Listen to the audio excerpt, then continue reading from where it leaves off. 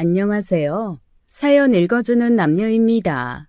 오늘도 와주셔서 감사드리며 그럼 오늘의 사연 바로 시작하겠습니다. 안녕하세요. 저는 창원에 사는 50대 여성입니다. 자식 낳고 키워보신 분들은 자식이 원수다라는 말을 이해할 거예요.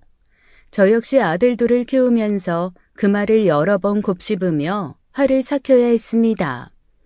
물론 그 말은 둘째 아들에게 한정된 이야기였지만요. 첫째는 뭐든 잘하는 우등생이었어요.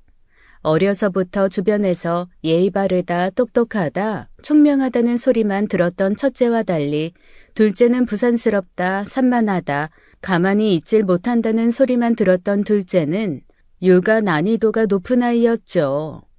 굳이 제가 나서지 않아도 자기 할 일을 해놓던 첫째와 달리 둘째는 두 번, 세 번 손이 필요했습니다. 준비물을 챙겨줘도 책가방에 있는 줄도 몰라서 혼나고 오는 일이 부지기수였고 숙제가 있어도 있는 줄을 몰라서 복도에서 손 들고 서 있는 일이 일상이 내였어요. 그나마 나은 건 그렇다고 뭐 대단한 사건 사고를 치는 건 아니라는 거였어요. 친구를 때린다거나 괴롭힌다거나 하는 문제가 있었더라면 더 골치 아팠겠죠. 첫째가 워낙 뛰어나 칭찬만 받다 보니 자연히 비교가 돼서 둘째는 왜 저러나 싶은 거였습니다. 학교에서도 학업 성적이 아쉽고 가끔 선생님들이 힘들어하긴 하지만 그렇다고 천성이 나쁜 애는 아니라고 했었어요. 밖에서 그런 소리 듣고 오는 아들 가진 부모 마음 다 비슷할 거예요. 공부 잘한다는 소리 들었으면 좋겠다. 남들한테 칭찬 한번 받았으면 좋겠다. 그런 마음도 없죠. 그저 어디 가서 큰 사고 안 치고 공부 잘하는 건 바라지도 않으니 그저 조용히 건강하게만 자라라 하게 되더라고요. 대학은 어떻게 들어가려나 싶었는데 대단한 성적이 아니어도 들어갈 수 있는 지방 사립대를 들어가긴 했어요. 그런데 웬걸 둘째가 대학에 입학한 지 2달쯤 지났을 때 마른 하늘에 날벼락 같은 일이 생긴 거예요. 어느 날 울린 초인종 소리에 나가보니 앞집 여자가 서 있었습니다. 앞집 여자애가 서 있었습니다. 앞집 여자애는 둘째와 동갑으로 중학생 때 저희 집 앞으로 이사 온 애였죠. 예영아, 오랜만이네. 대학 갔다더니 집에 왔나 보구나. 무슨 일이야? 저기, 아주머니, 드릴 말씀이 있는데요. 나한테? 뭔데? 그게 여기서 할 말은 아닌데 좀 들어가도 되나요? 그래, 들어와라. 아무리 둘째랑 동갑이라고 해도 성별이 다르다 보니 집에서 같이 어울려 논 적도 없는 애였어요. 앞집에 사니 엘리베이터나 근처에서 마주칠 때마다 인사 정도 하는 사이였고요. 그 집 부부도 맞벌이인데다가 성향도 달라 앞집이었지만 그렇게 가까운 사이도 아니었습니다. 그러다 보니 그날 그 아이의 행동이 굉장히 의아했죠. 아이는 거실 소파에 앉아서도 한참을 꾸물거리더니 말도 안 되는 소리를 하더라고요. 저기, 아주머니, 놀라지 말고 들으세요. 저 실은 상균이 오빠 아이 가졌어요. 임신이요. 저 임신했다고요. 아니, 상균이 오빠 아이 임신했다고요. 뭐라고? 얼마나 어이가 없고 황당한 소리였는지 저는 같은 소리를 여러 번 듣고도 여러 번 반문했습니다. 세상에 그렇게 말도 안 되는 소리가 어디겠어요. 철저한 미래를 계획해 사는 첫째의 아이를 가졌다는 옆집 여자아이의 말에 저는 그저 웃었죠. 그런데 그의 표정을 보니 거짓이 아니라는 걸 알겠더라고요. 순간 온몸이 뜨겁게 달아오르면서 숨이 턱 막히는 기분을 그때 처음 알았어요. 세상에 다른 사람도 아니고 첫째가 그것도 앞집 여자아이를 임신시켰다니요. 그게 무슨 말도 안 되는 소리야. 너네 그렇게 친한 사이도 아니었잖아. 실은 입학 전에 상균 오빠가 상현이랑 같이 20살 된 기념으로 술 사준 적이 있는데 그때 생긴 것 같아요. 얘, 너 미쳤니? 어디서 그렇게 무섭고 황당한 말을 해? 그럼 지금 우리 상균이가 술 사줘놓고 너한테 이상한 짓이라도 했다 이거야? 아니요. 이상한 짓을 한 게 아니라 그냥 저도 동의한 건데요. 동의라니? 어머어머, 얘가 미쳤나 봐. 저는 너무 당황해 말문이 막혔습니다. 저한테는 그게 너무 무서운 소리였어요. 믿는 도끼에 발등 찍힌다더니 둘째도 아니고 첫째가 그런 짓을 했다니 하늘이 무너지는 것 같았죠. 첫째는 시험 기간이면 자는 시간, 공부하는 시간, 심지어 화장실 가는 시간까지 계산해서 사는 애였어요. 그렇게 철두철미하게 사는 애가 고작 이제 막 20살이 된 아이를 임신시켰다니요. 일단 전 첫째 아이에게 연락을 취했습니다. 그런데 그날따라 연락도 안 되는 거예요. 연락이 안 되자 순간 알고서 피한다는 생각이 들어 더 애가 탔고 손이 벌벌 떨려 결국 핸드폰을 놓치기에 이르렀죠. 너 일단 너네 집에 가라. 근데요, 아주머니, 저 아이는 낳을 거예요. 뭐? 생명을 어떻게 죽여요? 생긴 건데 낳아야죠. 낳는 것보다 죽이는 게 더 무서워요. 아유, 얘, 너는 너네 집에서 그렇게 가르쳤니? 그렇게 함부로? 아유, 됐어. 나도 내 아들이랑 얘기해봐야 하니까 일단 가라고. 여자의 탓을 하고 싶다가도 사실 우리 애도 잘한 건 없으니 그저 말문이 자꾸 막혔어요. 기가 차서 절로 앓는 소리가 나오더군요. 나이 30이나 돼서 혼전 임신이면 말을 하네요. 이제 막 고등학교 졸업한 애가 알면 뭘 한다고 애 엄마 애 아빠가 되나요? 첫째는 군대도 갔다 왔지만 대학 졸업 전이고 제대로 된 직업도 없었어요. 그런데 돌아가라는 제 말에도 꿈쩍도 하지 않고 앉아있는 겁니다. 너 뭐니? 돌아가라고. 일단 너네 집에 가 있으라니까. 어떻게 도와주실 건지 말씀해 주셔야 저도 안심하고 돌아가죠. 도와주다니. 뭘 도와주니? 그럼 애 낳겠다는데 아무것도 안 도와주신다고요? 결혼식은 어떻게 하실 건지, 집은 어디에 어떻게 해주실 건지 대책이 필요해서 찾아온 건데요. 얘, 너 뭐 잘했니? 아무리 우리 애도 같이 한 일이라지만 지금 네 태도가 오라? 맞는 거야? 적어도 도움 요청할 생각이면 바짝 엎드려 잘못했다 빌면서 우는 신용이라도 해야지. 예영이 너 정말 당돌한 애구나. 너희 집에서는 뭐라든 너희 엄마 아빠도 잘했다. 결혼 언제 하고 집은 어떻게 해주마 하든? 저희 엄마는 모르시죠. 뒤로 넘어가실지도 모르는데. 그러면 나는 뭐 지금 멀쩡해 보이니? 그래도 아주머니는 아들 엄마니까 괜찮지 않으세요? 저희 엄마는 제가 직접 아이 낳아야 하는 것 때문에 걱정이실 텐데. 도저히 말이 통하는 상대가 아니라는 생각에 전 벌떡 일어나 밖으로 나갔습니다. 왜 그러냐고 뒤따라 나오는 애를 무시하고 다짜고짜 앞집 문을 두드리고 초인종을 눌렀어요. 아주머니, 왜 이러세요? 저랑 얘기해요. 저랑요. 확실하게 얘기한 다음에 말씀드려야 한단 말이에요. 저기요, 예영 엄마, 문 좀 열어봐요. 저 앞집 상균이 엄마예요. 정신없이 초인종을 누르고 앞집 문을 두드리자 앞집 여자가 어리둥절한 얼굴로 문을 열더군요. 그 얼굴을 보는데 또 같은 부모 입장이라 그런지 저 여자는 또 얼마나 심란할까 싶어 속이 콱 막히는 거예요. 그래도 할 말은 해야지 싶어 옆에 안절부절 못하던 애 손을 잡고 올리면서 말했습니다. 상균 엄마, 무슨 일이에요? 예영이 너는 왜 나가더니 왜 둘이 같이 있어? 예영 엄마, 예영이 지금 무슨 상황인지 아세요? 모르시죠? 예영이 지금 임신했답니다, 임신. 뭐라고요?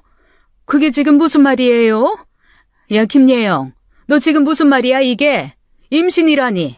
임신이라니? 엄마, 그게... 누군데? 애 아빠 누군데? 사색이 된 얼굴로 애를 다그치는 옆집 여자를 보니 머리가 다 아파왔습니다. 솔직히 이웃으로 어쩌다 한 번씩 인사하고 지내기 좋은 상대지 사돈으로는 별로 달갑지 않은 상대였어요. 애들 어렸을 때 술에 취한 앞집 아저씨가 저희 집 문을 두드리고 행패 부린 적도 많았고, 앞집 여자는 쓰레기 문제로 경비 아저씨와 다투는 걸 몇 번이나 목격했었습니다. 옆에서 가만히 듣자 하니 개념이 없고 가벼운 여자라는 생각한 적도 많고요. 저런 사람들이 내 사돈이 된다고 하니 눈앞이 캄캄하더라고요. 우리 상균이 애랍니다. 저도 이게 무슨 소린지 모르겠는데 무슨 대책이라도 세워야죠. 상균이요? 상현이가 아니라 상균이 애를 가졌단 말이에요? 그 여자도 놀랐는지 재차 묻더라고요. 기분 탓인지 둘째가 아닌 첫째 애라고 하니 좀 누그러진 것 같기도 하고요. 어쨌거나 겨우 20살이 된 자기 딸이 아이를 가졌다는데 상대가 누가 됐건 안심하고 말고가 있나요? 앞집 여자는 애 등허리를 후려치며 발을 동동 굴렀습니다. 이제 어쩔 셈이냐, 네가 정신이 있냐 없냐, 미친년 머리카락을 다 깎아버리겠다, 별의 별소리가 다 나왔죠. 일단 그렇게 헤어진 후 집에 들어와 머리를 싸매고 누웠습니다. 그 사이 첫째에게 연락이 왔어요. 야, 조상균, 너 지금 어디야? 아니, 나 학교지. 엄마, 갑자기 무슨 일이야? 집에 무슨 일 있어? 무슨 일? 그래, 있다. 예영이 어떻게 된 일이야? 예영이? 앞집에 사는 그 예영이 말이야? 예영이가 왜? 너 몰라? 기억도 안 나는 거야? 예영이가 애 가졌다고 찾아왔어. 너 애 가졌다고. 애? 잠깐만, 그게 무슨 말이야? 그러니까 애영이가 내 아이를 가졌다고 찾아왔다고? 그게 대체 무슨 말도 안 되는 소리야? 애영이가 어떻게 내 애를 가져? 얼마 전에 네가 예영이랑 상현이 불러다 놓고 20살 된 기념으로 술 사준 적 있다며. 그랬지. 근데 뭐 그게 다야. 둘이 신나게 마시라고 계산해주고 나는 스터디 갔는데 애영이가 그래? 내 아이 가졌다고? 뭐야, 그럼 그런 일이 없다는 거야? 엄마, 내가 미쳤어? 어렸을 때부터 봐온 여동생 같은 애를 지금까지 필름 나갈 정도로 술을 마셔본 적도 없는데 그게 무슨 말이야? 그럼 대체 걔는 왜? 설마 상현인가? 뒤통수를 후려 쳐맞는다는 게 딱 그 말이었어요. 얼떨떨한 정신으로 첫째한테 일단 끊어보라고 한 뒤 둘째에게 연락했더니 둘째는 안 받더라고요. 2번, 3번 해도 받지 않자 속이 부글부글 끓기 시작했습니다. 때마침 초인종 소리가 울려서 나가보니 옆집 여자가 서 있는 거예요.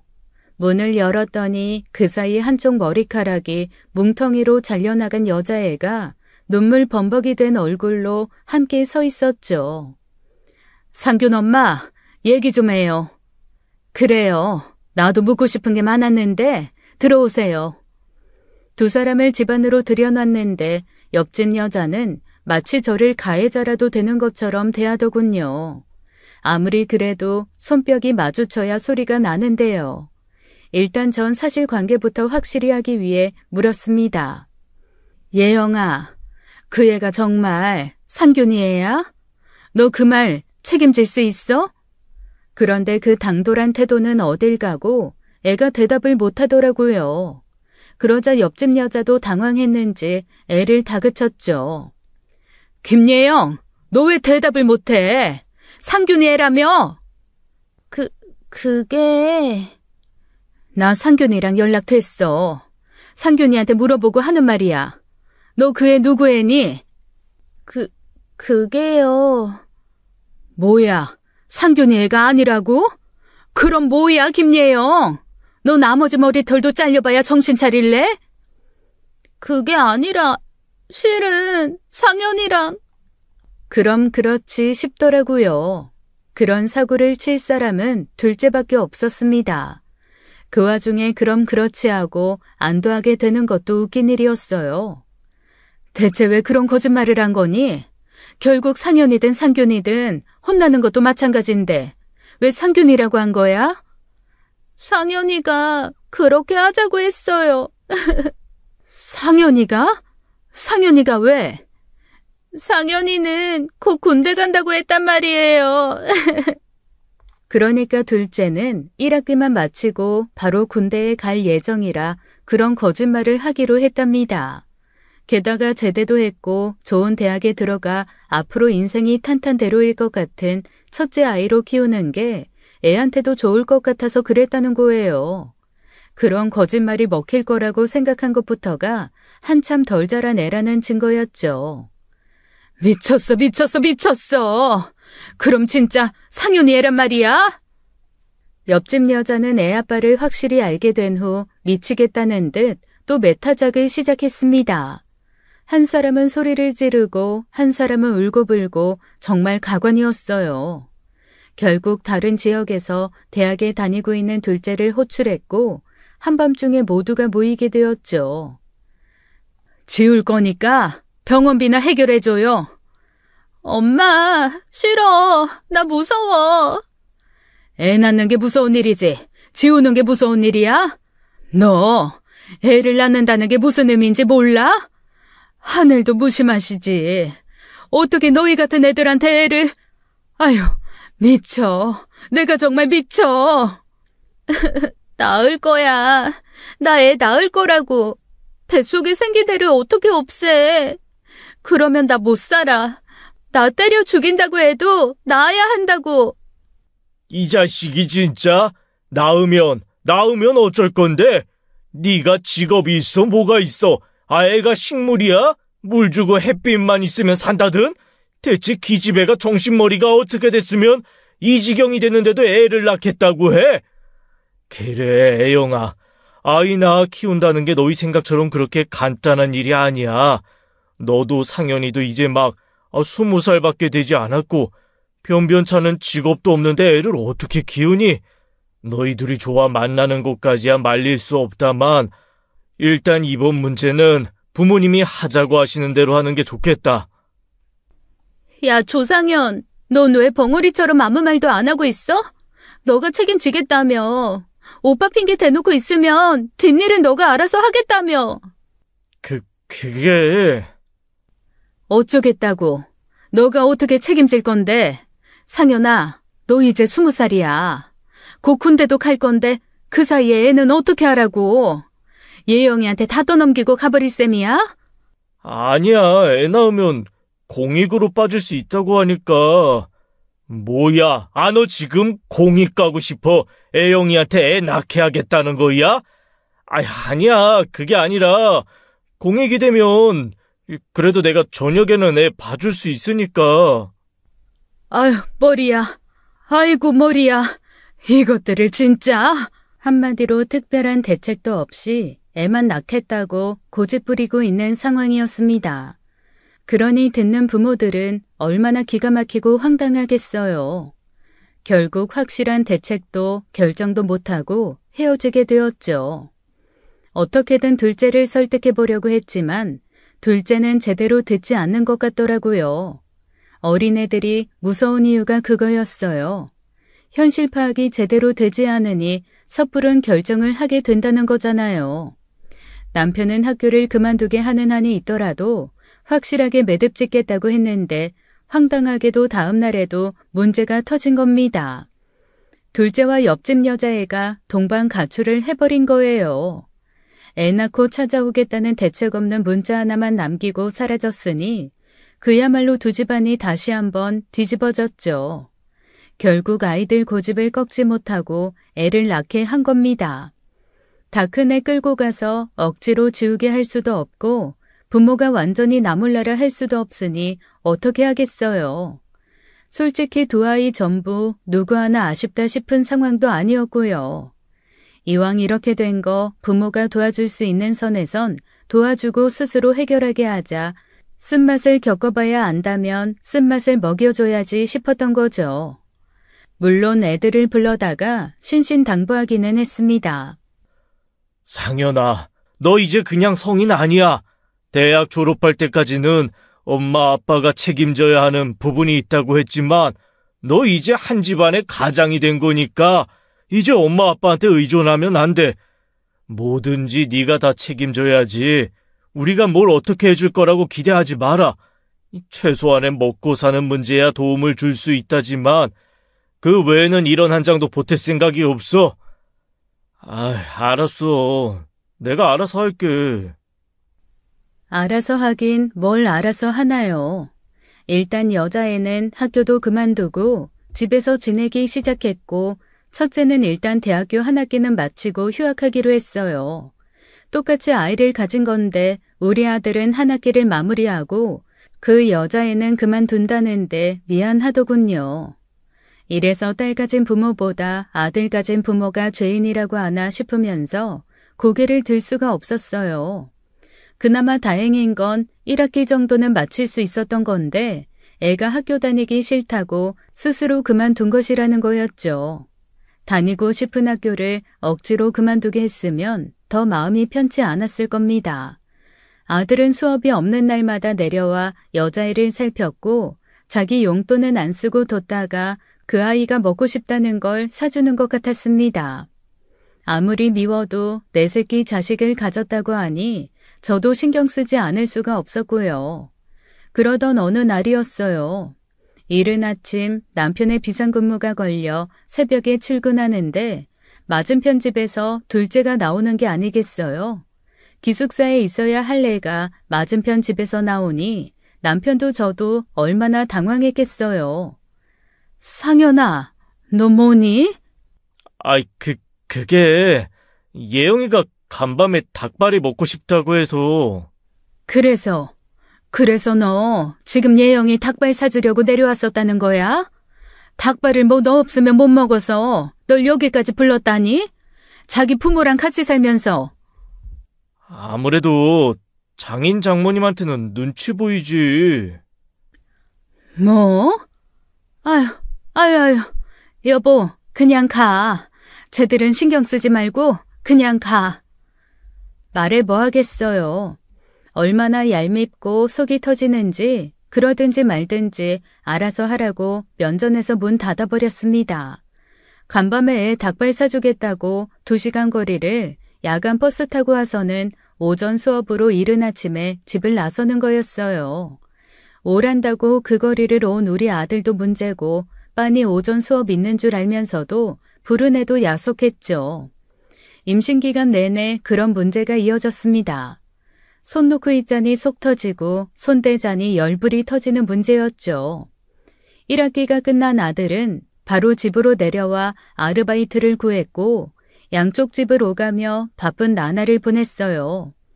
집이라도 구해서 얼른 내보내자 싶었지만 앞집 여자가 애 낳고 1년 정도 후에 독립시키길 원하더라고요. 아무래도 애 낳고 자기 도움이 필요하지 않겠냐 싶고 어차피 맞은편 이웃이니 당분간은 그렇게 지내는 게 좋겠다고요. 다른 문제도 아니고 애 육아 때문이라 일단 그렇게 하자고는 했지만 매일같이 바쁘게 움직이는 아들을 보니 그것도 못 볼 꼴이더라고요. 아니나 다를까 애가 태어나자 문제는 더 심각해졌습니다. 아이는 딸이었고 애는 예뻤어요. 이제 막 태어난 애가 무슨 죄가 있겠습니까? 하지만 그 예쁜 애를 제대로 책임지지 못하는 게 문제였죠. 애 태어나기 몇 달 전에는 조리원 예약을 해야 한다면서 아들이 저희한테 돈을 빌리기도 했습니다. 벌어서 갚겠다고 부족한 돈 150만 원만 빌려달라고 해서 해주긴 했는데 옆집 사돈도 참 원망스럽더라고요. 아무리 애 가진 게 며느리라지만 금전적인 문제는 완전히 우리 아들이나 저한테 맡겨놓고 나 몰라라 했으니까요. 애 낳고 나서는 앞집에서 밤낮 없이 우는 소리가 들렸습니다. 아들은 거의 그 집에서 살다시피 하고요. 그러던 어느 날이었습니다. 외출하려고 집을 나서는데 그날도 어김없이 문 밖으로 애 우는 소리가 들리더라고요. 그런데 찰싹하면서 때리는 소리가 나더니 애 우는 소리가 더 크게 들리는 거예요. 화들짝 놀라 문을 두드리고 초인종을 울려 문을 열게 하자 초췌한 몰골에 며느리가 나오더군요. 예영아, 너 혼자니? 네. 너 혼자 희서 보고 있는 거야? 저는 며느리를 지나쳐 바닥에서 버둥거리며 울고 있는 손녀를 안고 달랬습니다. 허벅다리가 빨간 게 분명 때린 것 같더라고요. 너 희서한테 손댔어? 때린 거야? 자꾸 울잖아요. 잠도 못 자게 하고 분유도 안 먹고 자꾸 우는데 속상해서 그랬어요. 애니까 울지, 애니까. 다 컸으면 어디가 불편하다 말로 했겠지. 너 그렇게 벌써부터 애한테 손대면 나중에 어쩌려고 그러니? 매로 키울 거야? 그럼 어떡해요. 말로 해도 안 듣는데. 참아야지. 견뎌야지. 부모 되는 길이 쉬운 줄 알았어? 그렇게 속상할 때마다 애한테 손찌검하고 화풀이하면 너 나중에 희서한테 얼마나 미안하려고 그래. 사람을 살지도 못하게 못살게 구는데 이 정도는 할 수 있는 거 아니에요? 애가 뭘 한다고 미안해해요. 뭐? 애는 몰라도 너는 기억하잖아. 엄마란 게 어쩜. 아휴, 됐다. 희서 내가 볼 테니까 넌 잠이나 자. 속상한 마음에 애를 안고 집으로 왔고 약속도 취소하고 오후 내내 애를 봤습니다. 이 작은 애가 알면 뭘 한다고 손을 대나요? 어린 애들이니 마음이야 이해하지만 속상한 건 어쩔 수 없더라고요. 어른들이 다 반대하는 거 낳기는 지들이 원해서 낳아놓고요. 아르바이트를 끝내고 돌아온 아들은 집에 딸이 있는 걸 보고 흠칫 놀라더군요. 어? 희서가 왜 여기에? 예영이가 얘 때문에 너무 예민해진 것 같아서 데려왔어. 이제 네가 봐라. 아이, 엄마, 나 방금 일하다가 들어왔어. 나도 좀 쉬어야 돼. 뭐? 애 아빠가 쉴 새가 어딨어. 얼른 데려가. 종일 안고 있었더니 팔 아파. 그럼 예영이 데려다 주면 되지. 아이, 이리 줘. 데려다 줄 테니까. 야, 조상현. 예영이한테 데려다 주지 말고 네가 봐라. 아빠, 너 밖에서 일한다고 다가 아니야. 종일 애 안고 애 보는 게 얼마나 힘든 일인지 알아? 너야 밖에서 돈이나 벌어오면 그만이지만 우는 애 달래가며 종일 자지도 제대로 먹지도 못하는 건 애영이야. 어디 너가 한번 봐봐. 애 보는 게 얼마나 힘든지. 둘째는 죽을 상을 하며 애를 안더라고요. 원래는 옆집으로 먼저 가는데 집으로 들어온 것도 좀 쉬다가 갈 생각이었을 겁니다. 그런데 생각지도 못하게 자기 자식이 집에 있으니 낙담했겠죠. 낳아서 키워보지도 않은 애들이 자신 있게 키워보고 싶다고 할 때는 언제고 이제야 현실을 깨달은 것이죠. 결국 그날 아들은 제대로 쉬지 못하고 자다 깨다 반복하는 자기 자식을 돌보아야만 했습니다. 그 일로 애 키우는 게 얼마나 힘든 일인지 제대로 알았으면 했어요. 그런데 문제는 그 다음부터였습니다. 그렇게 하루 정도 저희 집에서 애를 돌보자 그 뒤부터는 노골적으로 애를 맡기고 자리를 비우는 일이 잦아진 거예요. 애 육아 문제로 독립도 늦게 시키겠다던 안사돈도 나 몰라라 하는 거예요. 하루는 한껏 꾸민 며느리가 다짜고짜 손녀를 떠맡긴 일도 있었죠. 어머니, 저 약속 있어서요. 희서 좀 봐주세요. 어? 사돈은? 안사돈은 어디 가시고? 엄마 몸이 안 좋아서 애 못 맡겨요. 그럼 부탁드릴게요. 애가 태어난 지 2달도 안 됐는데 애 엄마가 화장하고 나갈 곳이 어딨겠어요. 그런 일이 하루 이틀 몇 번이나 반복되자 이건 아니다 싶었습니다. 저도 맞은편 사돈도 그렇게까지 육아를 도와주고 싶은 마음도 없었고요.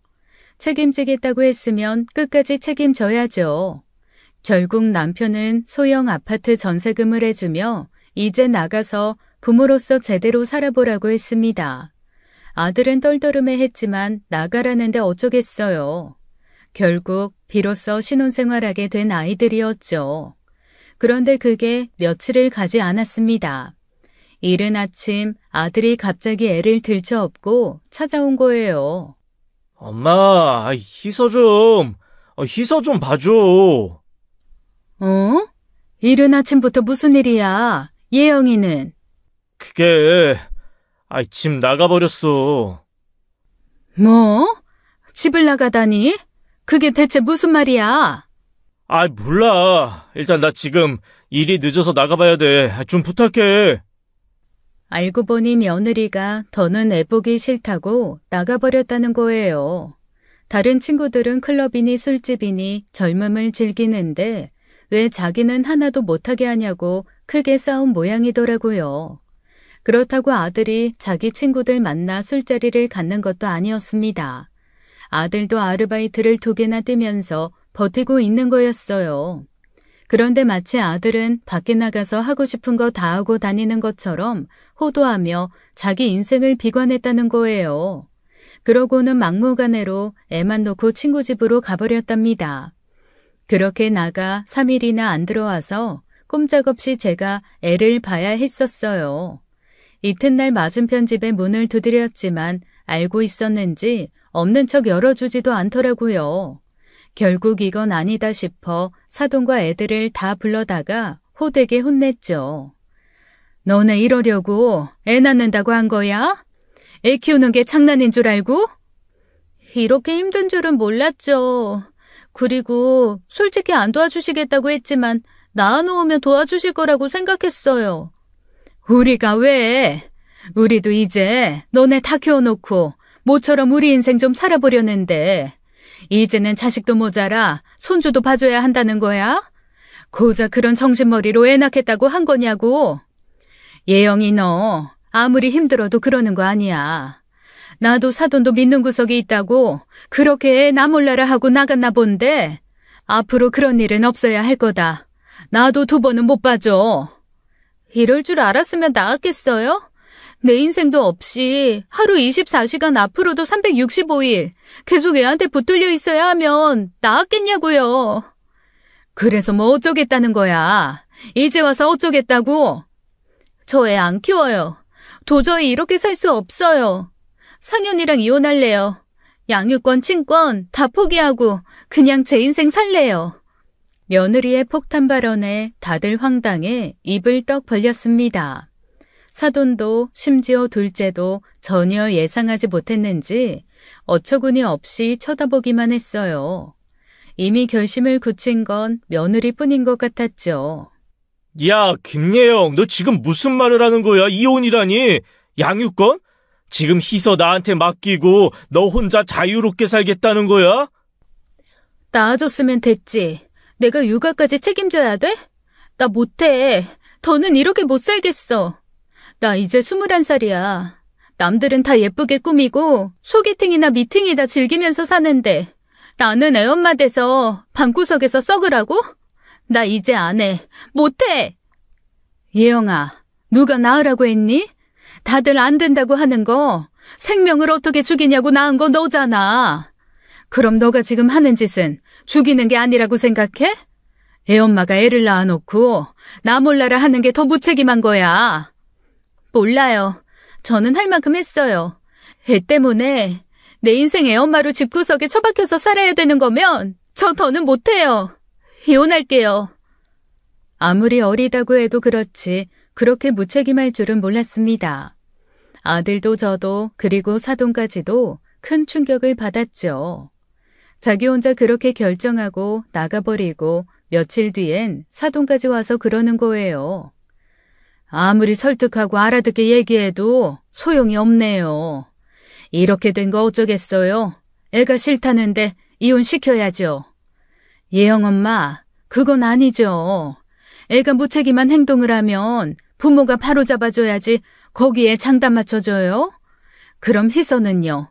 희서는 어쩌고요? 어제 예영이가 그랬잖아요. 양육권도 친권도 다 포기하고 이혼하겠다고. 그럼 지금 희서를 우리 상현이한테 다 떠맡기고 가겠다. 그거예요? 그건 아니죠. 미안해요, 상현 엄마. 근데 애 엄마가 키우기 싫다는데 어떻게 해요? 상현이도 정복 키우겠다고 하면 시설에 맡겨야지 뭐 어쩌겠어요.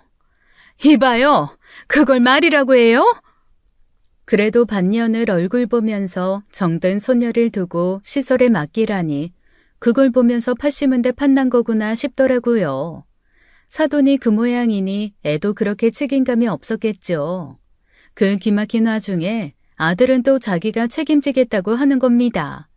그나마 무책임한 놈은 아니라 다행이다 싶으면서도 그게 다행인가 싶기도 하더라고요. 그래서 너 혼자 키우겠다고? 무슨 수로 키울래? 지금도 밖에서 일하느라 제대로 보지도 못하면서. 엄마, 미안한데 나 일할 동안만 우리 희서 좀 봐주면 안 될까? 어린이집 보낼 수 있을 때까지만 엄마랑 아빠가 좀 도와줘. 그 뒤로는 내가 어떻게 해서든 알아서 할게, 어? 아휴, 내가 이럴 줄 알았지. 이럴 줄 알았어. 내가 희서 포기 못해. 내 자식인데 누구한테 맡겨? 엄마 아빠 아니면 맡기고 의지할 곳이 없어. 엄마 제발.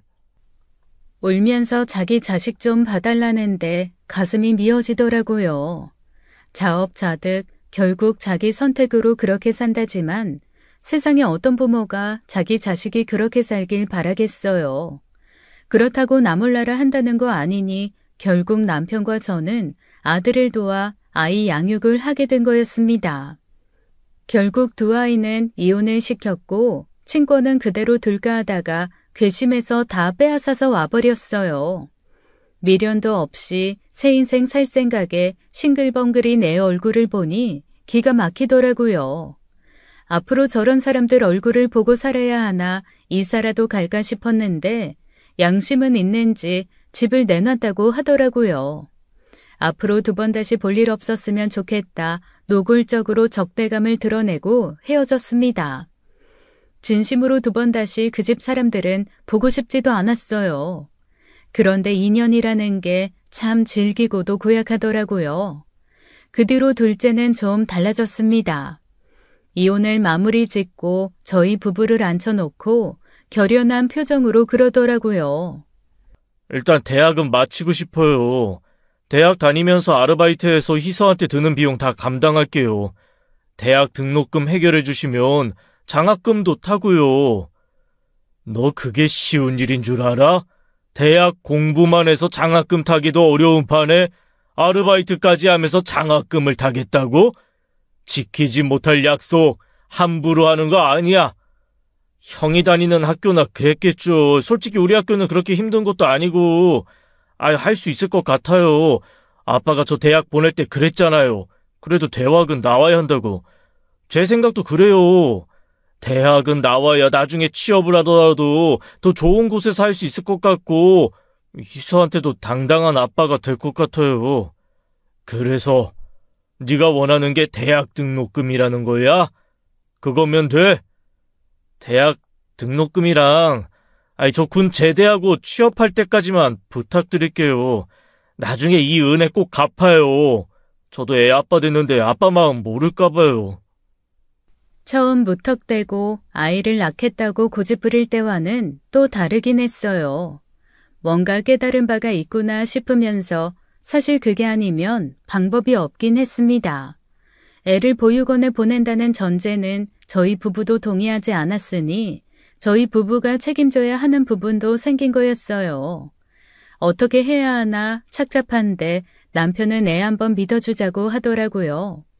태어나 저렇게 구체적인 계획을 가지고 살아본 적이 또 있냐면서요. 그래서 저희 부부는 아들을 믿어보기로 했고 그 결과 놀라운 일이 벌어졌습니다. 그 뒤로 아들이 180도 다른 사람이 되었거든요. 다행히 병무청에서도 사정이 받아들여져서 사회복무요원이 되었는데 아침 저녁으로 책임지고 애를 보더라고요. 피치 못할 사정이 있을 땐 저희 부부에게 당연하게 맡기는 게 아니라 정중하게 부탁하며 맡기고요. 제대 후에는 대학에 들어가 장학금을 타고 하루도 쉬지 않고 아르바이트를 해서 제게 아이 양육비를 하라고 줬습니다. 저희가 기대했던 그 이상을 하고 있으니 저희 부부도 그저 아들을 도울 수밖에 없었어요. 그 사이 손녀는 무럭무럭 예쁘게 자랐고 어디 보낸다는 건 꿈에도 상상도 할 수 없는 귀한 내 새끼가 되었죠. 인생 참 웃겨. 상현이 저게 나이 20에 애 낳고 인간 될 줄 누가 알았겠어. 당신 말이 맞네. 거기다 상현이 저게 눈에 넣어도 안 아픈 보물 같은 손주를 먼저 안겨줄 줄도 몰랐고, 있는 고생은 다 시키면서 결국 효도는 상현이한테 받고 있는 기분이야. 여보, 나는 이제 욕심도 없네. 상현이 저렇게 사는 거 보면 앞으로도 지 자식 하나는 제대로 책임지고 살 것 같은데 지금처럼만 살면 좋겠어. 상현이한테 더는 바랄 게 없다고. 인생의 큰 교훈을 얻기 위해 젊음을 다 바쳐야 했지만 일찍 정신을 차리고 어른이 됐으니 그걸로 만족하자 했습니다. 세상에 대가 없이 얻을 수 있는 건 없으니까요. 재혼도 욕심이고 그저 자기 자식 하나 제대로 책임지고 살면 된다 싶었죠. 그 질긴 인연으로 또 골치 아픈 일이 생길 줄은 꿈에도 모르고 말입니다. 그렇게 아들은 30대가 됐고 손녀도 12살이 되었어요. 어렸을 때 엄마를 찾긴 했는데 애들도 눈치가 빤해서 그런지 초등학교 들어가면서는 엄마를 찾지도 않더라고요. 손녀를 키우고 살다 보니 저희 부부도 정이 들어 그 나이까지 애들이랑 함께 살았습니다. 그러던 어느 날 아들이 결혼할 여자가 있다고 데려온 거예요. 새장가를 바라면서도 애딸린 호랩이라 아무리 부모 입장에서도 그건 욕심이다 싶어 말았는데 어디서 그렇게 참하고 어여쁜 처자를 데려왔나 싶었죠. 결혼을 하겠단 말이야?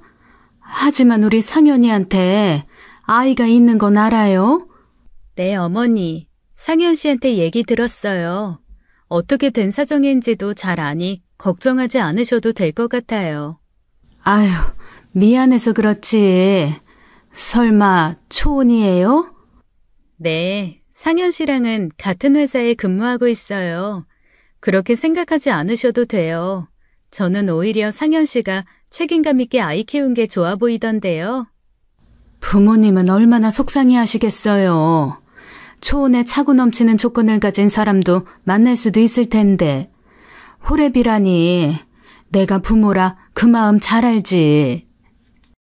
저희 부모님께서도 상현 씨 만나면 걱정 안 하실 거라고 믿어요. 회사에서도 얼마나 책임감 있고 멋진 사람인데요. 다른 여자가 책을까 봐 제가 먼저 고백했는데요. 먼저 고백했다는 소리는 저 듣기 좋으라는 소리였고 배려심이 대단히 좋은 여자였습니다. 어려서부터 자질구레하게 속 썩이는 일이 많았던 우리 둘째 인생에도 볕들 날이 있다 싶어 얼마나 좋았는지 몰라요. 30대 초반이면 이제 자기 가정 꾸리고 살기 시작할 나이잖아요. 그 뒤로 자주 오고 가며 애랑도 만나고 결혼식만 올리면 되겠다 싶었던 차였습니다. 그런데 그 즐기고도 못된 인연이 또 우리 아들 발목을 잡더라고요. 어느 날 좋은 홍삼 세트가 들어와서 사돈댁에 드려야겠다 싶어 둘째 며느리가 될 애한테 연락을 했습니다. 그래, 지선아. 나야, 상현 엄마. 네, 어머니. 안녕하셨어요? 그래, 잘 지내지? 다름이 아니라 집에 홍삼 세트 좋은 게 들어왔는데 사돈 생각이 나지 뭐야? 시간 되면 집에 들러서 저녁도 먹고 이것도 좀 가져가라고. 네? 아, 어머니, 상현 씨한테 말씀 못 들으셨어요? 저희 헤어졌어요. 어? 헤어지다니? 그게 무슨 소리야? 왜? 그게 이유는 상현 씨한테 들어야 할 것 같아요. 아니, 무슨 일인데? 상현이 그게 아닌 것 같으면 입을 꾹 닫아서 그래.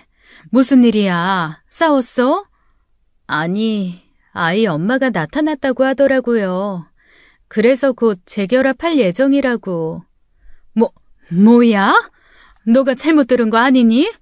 예영이 엄마랑 재결합하기로 했다고? 말도 안 되는 소리지. 지 자식도 필요 없다고 내팽개치고 나가버린 애랑 다시 합치겠다고 했다고? 자세한 얘기는 몰라요. 애엄마가 나타나서 재결합 원한다는 이야기 듣고 제가 그냥 헤어지자고 했어요. 자기 선에서 해결할 수 있는 이야기인데 저한테 이야기 꺼낸 걸 보면 아무래도 흔들리는 것 같아서요. 상현 씨 마음도 이해해요. 아무래도 희서가 있으니 결정이 쉽진 않았을 거예요. 아무리 그래도 그렇지. 그건 아니지. 그건 아니야. 그야말로 날벼락 같은 소식에 저는 바로 둘째한테 연락을 했습니다. 그게 대체 무슨 말이냐 물었더니 무거운 한숨만 내쉬더라고요. 그러면서 그의 한 말이 다 사실이라는 거예요. 어느 날 갑자기 아들한테 연락이 왔고 만나고 싶다고 했다고요. 그러면서 그때 자기가 너무 어려서 큰 실수를 했다고 용서해달라고 했답니다. 자기도 평범한 가정에서 아이 엄마로서 아내로서 살고 싶다면서요. 그래서 넌 그래서 좋다고 한 거야? 아니, 생각해 보겠다고 했지. 생각을 하긴 무슨 생각을 해? 미쳤어? 다른 사람도 아니고 김예영? 난 그 꼴 절대 못 본다. 그런 애를 며느리로 들이느니 그냥 아들 하나 없는 셈 치고 살란다. 희서도 내가 키울 테니까 너네 둘이 나가서 잘 먹고 잘 살든지 해. 어디 내가 예영이가 좋아서 그렇겠어? 희소 때문이지. 희서가 뭐? 희서 핑계 댈 생각 하지 마. 희서 지 엄마 얼굴도 몰라. 그러니까 말이야. 자기 엄마 얼굴도 모르고 자란 희서한테 미안해서 희서 엄마가 재결합을 원한다는데 내가 멋대로 싫다고 해도 되나 싶어서 그렇지. 그럼 희서 엄마로서 만나게만 해. 솔직히 그것도 난 못마땅하지만 네가 정 마음에 걸린다고 하면 거기까진 양보할 수 있어. 근데 그 이상은 안 돼. 절대 안 돼. 미치고 팔짝 뛸 노릇이었습니다. 아들도 생각이 있는 것 같긴 한데 아무리 그래도 그건 아니잖아요. 결국 아들은 아이에게 물었습니다. 낳아준 엄마가 보고 싶어 하는데 만나고 싶냐고요. 아이는 어른들 눈치를 살피며 망설이는가 싶더니 고개를 끄덕이더라고요. 엄마가 보고 싶다는 애를 원망할 수도 없고 그저 기가 막혀 한숨만 푹푹 나왔죠. 결국 그 집 가족들과 거진 10여 년 만에 마주보고 앉게 된 거예요. 알고 보니 그 애는 그 뒤로 변변치 않은 삶을 산 것 같더군요. 대학 졸업도 못했고 아르바이트하며 젊음을 즐기며 살다가 뒤늦게 간호조무사가 되어 내과에서 근무하고 있었습니다. 결혼할 때가 되니 눈에 차는 사람은 없고 그러다 제 아들이 괜찮게 산다는 소식을 듣고 연락한 거였어요. 돌고 돌아 결국 인연이 이렇게 또 닿네요. 결국 둘이 살 운명이었나 봐요. 참 별소리를 다 하시네요. 이 자리가 어디 둘이 재결합하라고 만난 자리인가요? 희서 때문에 마련한 자리지 다른 의미는 없으니 착각하지 마세요. 어머? 상현 엄마 못 보던 사이에 좀 말이 좀 거칠어졌네요. 좋은 게 좋은 거라고 결국 그렇게 되지 않겠어요? 그럴 생각으로 나오셔놓고 괜한 오기장 부리시네요. 상현아, 너 똑바로 얘기 안 한 거야? 희서가 제 엄마 한번 보고 싶다고 나온 거라고 분명히 말했잖아. 너 재결합할 생각도 아니면서 제대로 이야기 안 했어? 일단 오늘은 희서 때문에 만난 자리니까 언성 높이지 마세요. 희서 들어요. 그제야 전 손녀 생각에 간신히 열을 식혔습니다. 사돈이었던 그 사람들은 훌쩍 자란 손녀를 살피며 좋아 죽더라고요. 손녀는 눈도 제대로 마주치지 못한 채고요. 그런데 손녀가 갑자기 그러는 겁니다. 근데요, 아줌마가 제 엄마예요? 어? 아, 희서야. 내가 희서를 낳은 엄마야. 미안해. 엄마가 너무 늦게 왔지? 아, 근데요, 왜 저 버리고 간 거예요? 순간 분위기가 얼음장처럼 차가워졌습니다. 당황한 어른들이 서로의 눈치를 살폈고 손녀는 방금 전과 다르게 제 엄마를 똑바로 바라보며 답을 요구하더라고요. 버리다니. 버린 게 아니라 사정이 있어서. 버린 거잖아요. 저 키우기 싫다고 그냥 나갔다면서요. 애한테 못하는 소리가 없네요. 말이 아다르고 어다른 건데 버렸다고 했어요? 저희는 희수 앞에서 그런 소리 한 적 없습니다. 그런 소리 한 적이 없는데 애가 뭘 알고 저렇게 얘기해요? 그렇게 헤어져 살았다고 제 엄마 원망이라도 하라고 그런 소리 한 거예요? 할머니가 그런 소리 한 적 없어요. 제가 어쩌다 보니 들은 거지. 그래서 그게 사실이 아니라고요? 저 버리고 간 거 아니에요? 그럼 당연하지. 엄마가 어떻게 너를 버려. 엄마가 널 얼마나 힘들게 낳았는데. 그럼 왜 헤어진 건데요? 왜 아빠랑 저만 두고 간 건데요? 그건 어쩌다 보니까 할머니가 엄마를 싫어하기도 했고. 지금 무슨 말 하는 거야? 얘, 너 애 앞에서 솔직히 말해라. 너 지금 나 때문에 헤어진 거다. 그런 식으로 둘러댈 생각 하지 마. 아니, 그럼 애한테 뭐라고 해요? 그냥 적당히 장단 맞춰주시지. 꼭 그렇게 하셔야겠어요? 희서 12살이야. 얘 7살애 아니라고. 애가 그만한 거짓말도 구분 못할 것 같아? 너 정말 끝까지 양심 없다. 거참, 안 싸돈.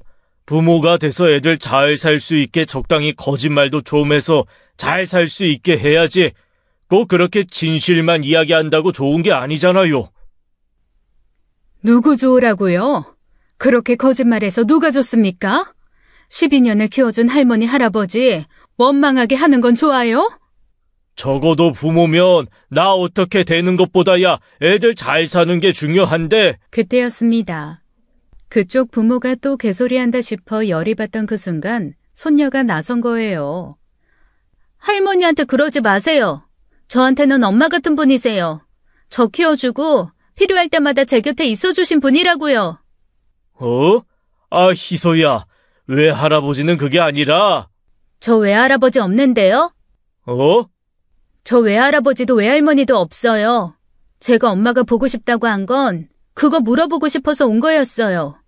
대체 날 왜 버리고 간 건지, 그리고 왜 이제 와서 만나고 싶다고 했는지요. 희서야, 그게... 왜요? 이제 와서 아빠가 아쉬워요? 저도 주워 들은 게 많아서 아는 것도 많아요. 저희 선생님한테 물어보니까 친권이 없으면 아무리 낳아준 엄마라도 엄마로서 힘이 약하다고 했어요. 그리고 인터넷에서 찾아보니까 보통 친권은 함부로 뺏을 수도 없대요. 포기하지 않는 이상. 희서야, 미안해. 엄마가 그때는 너무 어려서 제대로 판단을 못했어. 엄마는 희서랑 아빠랑 행복하게 사는 거 그거밖에 바라는 거 없어. 희서한테 필요한 엄마가 되어주는 거. 저한테는 낳아준 엄마가 필요한 게 아니라 엄마 자격이 있는 사람이 필요한 거예요. 저 1살도 안 됐을 때 버렸다면서요. 다 키워놓고 혼자서도 잘 지내는 나이가 되니까 편해졌다 싶어서 온 거 아니고요? 어머머, 희서야, 너 무슨 말을 그렇게 하니? 혹시 할머니가 시키던? 제가 무슨 할머니가 시키는 대로 하는 로봇처럼 보여요? 제 생각대로 말씀드린 거예요. 아빠, 나는 낳아준 엄마 안 필요해. 아빠가 지선 이모랑 헤어졌다고 해서 대체 내 친엄마가 얼마나 대단한 사람인가 싶어서 만나본 거야. 근데 아빠한테 실망이야. 어떻게 지선 이모랑 헤어지고 이런 사람이랑. 희서야, 아빠는 네가 친엄마 보고 싶어 할 줄 알고. 추억도 기억도 없는 사람인데 나 낳아줬다는 이유로 보고 싶었겠어? 나한테 없는 사람이나 다름없는데. 짧아도 나한텐 언니처럼 엄마처럼 잘해준 지선 이모가 좋지.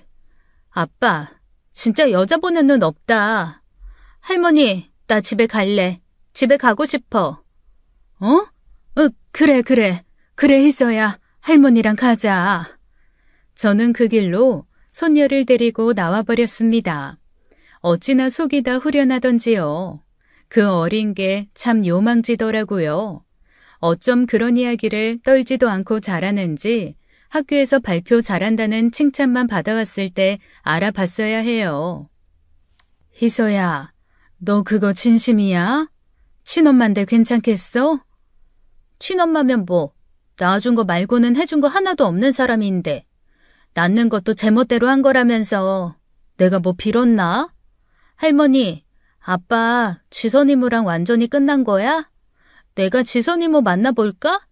아, 진짜 아빠 때문에 못 살아, 내가. 가끔은 어른 열보다 아이 하나가 더 나을 때가 있어요. 어쩌면 그렇게나 똑부러지게 자기 생각을 이야기하는지 기특해서 엉덩이 두들기며 내새끼 했습니다. 아들한테는 그 여자한테 가서 손이 발이 되도록 빌어 다시 만나보라고 했고요. 그렇다고 전 며느리 그 애가 포기한 것도 아니었어요. 집까지 찾아와 애를 설득해보려고 안간힘을 쓰더라고요. 그만 좀 해라. 싫다는데 왜 자꾸 찾아오는 거야? 상현아, 너도 재결합 생각했잖아. 그게 희서 때문이라고만 할 수 있어? 내가 알아봤는데 친권 없어도 나 여전히 그 애 엄마야. 엄마로서 권리 있다고. 그럼 그것도 알아봤어? 내가 너한테 양육비 청구하면 너 그간 양육비 다 내야 해. 그럴 능력은 되냐? 뭐? 그건 이미 우리가 협의를... 그때 우리 헤어질 때 아이에 대한 그 어떤 권리도 주장하지 않겠다고 했지. 그리고 두 번 다시 아이 찾는 일은 없을 거라고 했고, 너 그 약속도 이미 어긴 셈이야. 게다가 희서가 싫다는데도 왜 그러는 건데? 솔직히 말해서 우리 그때 너무 어렸잖아. 너도 나도 능력 없었고. 그러니 내가 안 힘들었겠어? 나도 애 키우느라 너무 힘들었단 말이야. 너만 힘들었어? 나도 힘들었어. 너는 포기했지만 나는 포기하지 않았다고. 우린 그 차이가 있고 그 차이가 지금을 만든 거야.